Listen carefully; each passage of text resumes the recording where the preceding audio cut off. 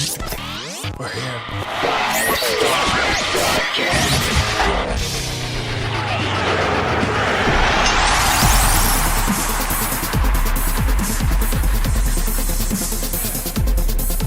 Hello and welcome to another edition of 5-Star Broadcast. I'm Andy Peck. And I'm Angelo Parenti. And it's been a little bit since we've done one of these. Probably Like a about month. like a month now since we've done one. I think our last one was an Elimination Chamber one possibly, or somewhere around there. But anyway, we're going to talk about WrestleMania. A lot of big things happened over WrestleMania weekend.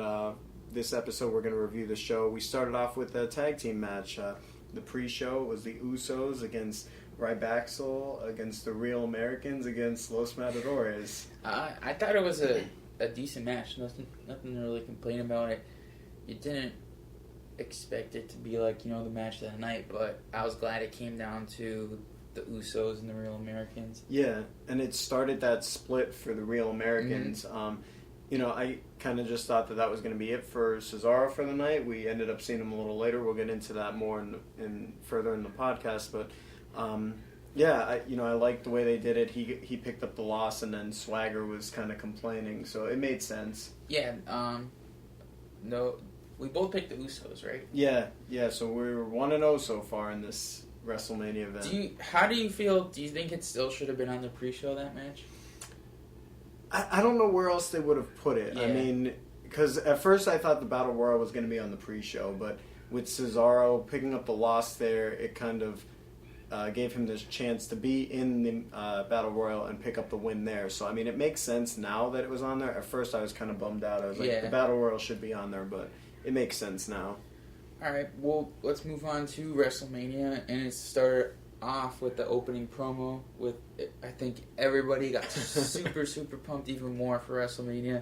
It's a great opening. We had Hulk Hogan come out, then Austin, then The Rock, and they were great on the mic. Yeah, it was classic, and then Hogan unintentionally gave them some more stuff to work with when he said the wrong name for the arena, and Rock and Austin made some jabs at him for that, which was funny. But yeah, it was, seeing those three in the ring together is incredible. And the other thing too to even point out is they were so good on the mic, and I was listening to the PW Torch podcast a couple days ago, and they had Austin on it, and he said all of that was just on the fly. Really? They had no plan? That's pretty good. I guess they probably had some bullet points, but nothing was scripted or anything like that. I guess when they heard Hulk mess up about what he called it, the Silver Dome? Silver Dome, yeah. Then they were laughing about that, I guess, so it was great how they just kept it going. And that happens with old age. Hulk's up there, so I think, and then even Heyman busted him about it on Raw, but we'll get into that. Great opening, and then right after that we went into the match between Daniel Bryan and Triple H. I thought it was pretty good. It was a really good match. I'm glad they had a decent amount of time to work with, and it makes sense that it started off the show. That gives Daniel Bryan a little bit of a chance to rest, and it builds some anticipation for the rest of the night to what's going to happen. Will Daniel Bryan win? Won't he win? It was definitely a great match to start off the show, at least. And then we both picked Bryan, but still it was really weird to see Triple H take a loss. Yeah. And I feel like he's accepting that he's becoming the, maybe not the next Vince McMahon, but he is in the next spot pretty much, kind of. So he's gonna have to take some some hits and stuff, but he's putting over guys, and that's his job now. He's not gonna be burying people as much. Yeah. Here's an interesting fact about Triple H at WrestleMania. I picked up a WWE WrestleMania magazine yesterday at a gas station. I was flipping through it quick on my way to Philly, and I found out that Triple H, they had this fact in there. Triple H has the most losses in WrestleMania history.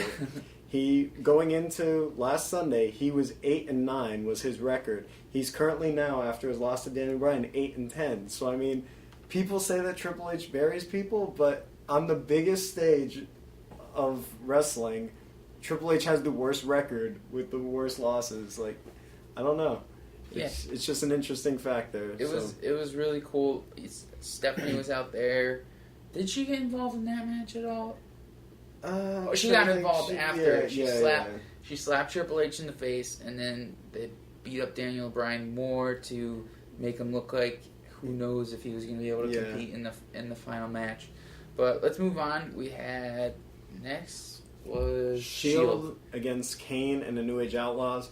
Short and sweet, not much to it. Very short. Yeah. Almost shockingly short. I thought they were going to go a little longer, but I don't know. I mean, the New Age Outlaws, like I've said in the past on these shows, I'm kind of over them. They have their place coming back occasionally. I don't want to see them as a main fixture. I'm kind of glad that Shield disposed of them really quick, and then it still leaves something for Kane to mess with the Shield because Billy Gunn took up the pin there. I think it just bums you out that, the Shield didn't get a bigger match on WrestleMania, Yeah, and one note coming out of this match was Billy Gunn was actually injured from that powerbomb. He had some internal bleeding or something. Yeah, I saw that. I think he's okay. Yeah, even though I don't really like them in the ring now. You never want to see a guy get injured like that. Nah. The next match was the Battle Royal for the Andre the Giant Memorial. It was a lot better than I thought it was going to be. I thought it was just going to be a big mess. Yeah. And I mean, there was a lot of guys in the ring. Yeah. How about Kofi Kingston? Almost botching his WrestleMania spot in this Battle Royal, but saves it. Yeah, when I first saw it, I was like, save it or not, that looked like it hurt really bad. Yeah, because I don't know if his initial plan was to even fall back like that. I think he just wanted to land on the steps, and he kind of, stumbled a little bit, but keeping those tippy toes on that bottom step. Kofi, impressive, doing all this impressive stuff in these Battle Royals and Royal Rumbles, and they mean nothing. Yeah, it means job security for him though, because they won't cut him every time there's a ladder match or something where they need a bunch of people and they need a cool spot. Kofi Kingston is the new Shelton Benjamin. Yeah, but I feel like we both picked Ziggler, right? Yeah, and I think if we knew Cesaro was going to be in it, we would have picked Cesaro. Exactly. And I don't want to make it sound like, oh yeah, I definitely would have picked Cesaro, but I would have picked Cesaro if I knew he was in that match. Especially because even before this match, I think people knew, Cesaro was, we're hearing about this push, and, we've seen it the last couple of weeks, or even since before the Elimination Chamber. Mm-hmm. But, I think if he was in it, we would have picked him. Even though I was really... I think I didn't even think Ziggler would win. I just wanted him to win. That's why I picked. I was really torn when I was making this decision. I thought it was either going to be, again, not knowing Cesaro was going to be in it, I thought it was either going to be Sheamus or Dolph Ziggler, and I ended up going with Ziggler just because I liked him more. Again, like you said, I thought in my heart maybe Sheamus was going to win, but I really wanted Ziggler to win, so I went with that. Yeah, it was a great way to end it, too, of how he lifted up the Big Show. Make it like how Andre got lifted up by Hogan. Yeah. My only thing is, I read that this is going to be every year, but it's like... How do they top it? Not even that. It's like they have this Battle Royal pretty much for what? Like, for a trophy that just got destroyed on Monday night. Yeah. Like, if it means that every time the person it wins, it'll be like how Cesaro is getting this... Looks like he's going to get a huge push. Yeah. Maybe it'll really mean when this person wins, kind of like when the person wins the Money in the Bank. Yeah. They pretty much are almost guaranteed to win the belt.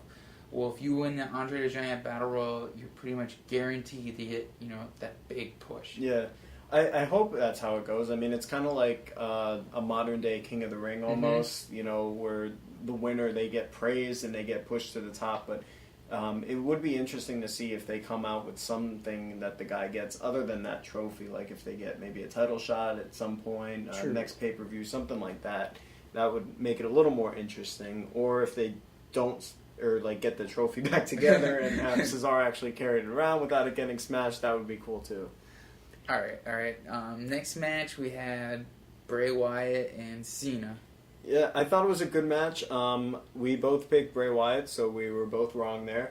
I really thought Cena was going to take the loss here, but I mean, it makes sense that he got the win there with Bray playing mind games with him leading up to it. They want to save Cena, but I don't think he needed it. At certain points, I thought the match got a little slow here and there, but then they picked up with something else. But it was just really weird to see Cena take like a back seat at WrestleMania. Yeah, I was sitting there. I was actually looking really forward to this match, but on the card, it's kind of like he did take the.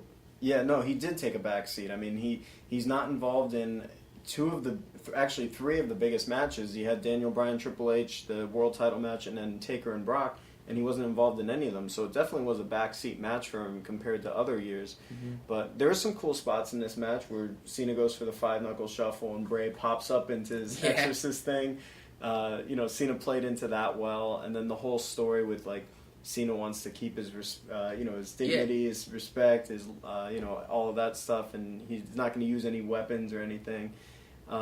They played it off nice. It was a good match, and it definitely, even though Bray lost, it helped elevate him. And then next is Undertaker and Brock. Shocker of the night. It was, and it took the life out of the crowd. Nobody believed it. And I thought there was like someone messed up something because I couldn't believe it. But I mean, I knew nobody messed up. Yeah. Well, I read online that the ref didn't even know the finish. Like there was like 6 people that knew, and he wasn't one, which is why, from my vantage point, it looked like he waved it off. Like he thought the Undertaker was supposed to kick out, and he messed up. And it just kind of added to the shock factor. Like, and they didn't play any music or anything. They didn't put up a graphic until a few minutes after. And that's the one thing. Like they didn't play music. I think they even waited to announce it. It was just.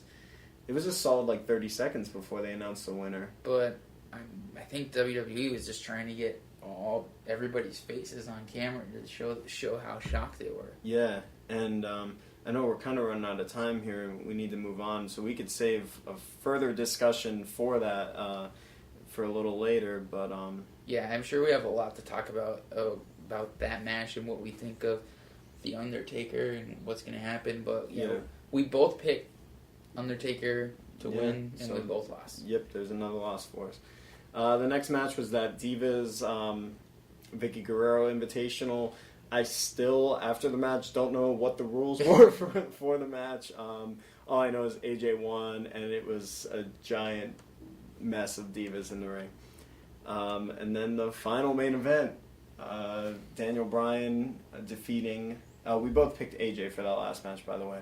The final main event was Daniel Bryan against Batista and Randy Orton for the title. I thought they did well with this match. Daniel Bryan picking up the win, which everybody wanted. It was a good match. That table spot was crazy. Yes. It was kind of cool when you saw Batista and Orton working together, and we saw it again on Raw because I think a lot of people are getting a little sick of Orton. Even though I'm a fan of him, he's just been there in the title picture for so long, and nobody likes Batista. So yeah, nobody likes Batista. If you're out there and like Batista, let us know, because I don't think anybody likes Batista. But no, it was a good match. Like you said, that table spot was insane. Yeah, and then we saw Triple H come out again, tried to use this. He brought that ref back. What's his name again? Armstrong. I forget. That was cool because it's like, wow, did they plan this that long ago? I mean, they could have just been like, oh, we'll stick in that ref that we said we fired. But I don't want to give them a lot of credit for this, but maybe they were working us the entire time, and this was their final plan. But yeah, we had Triple H come out with the ref, brought the sledgehammer, did not work for him. It got the crowd back into the match, though. The crowd was, because they were still, even with the Divas match in between, they were still stunned from the Undertaker Brock Lesnar match. The Divas match? Yeah, yes, even after that exciting Divas match. Maybe that's what it was. The Divas match was so exciting that it just drained the crowd even more. I heard Naomi, or the one that doesn't have the eye patch, had a wardrobe malfunction. Yeah, I heard that too. I didn't see anything, but yeah, back to the match. We both picked Bryan. Finally, Daniel Bryan has the belt. He got his WrestleMania moment. He had the confetti. It was awesome. Congrats to him, and he just got married this weekend. to Brie. Yeah, he's having a good I think week. VH1 gave him the best week ever this week, so there you go, Daniel Bryan. We're kind of running out of time, but I just want to... Andy Peck was at WrestleMania. I watched it on the network, and I had no problems except for the pre-show. The audio went... Like, the video worked, but the audio quality sounded really bad, but they fixed it before WrestleMania started, because I know a lot of people were worried about that. Yeah, and that's good that they got all that worked out. Final tallies for us, we had the same picks. We were 7-3 for this pay-per-view.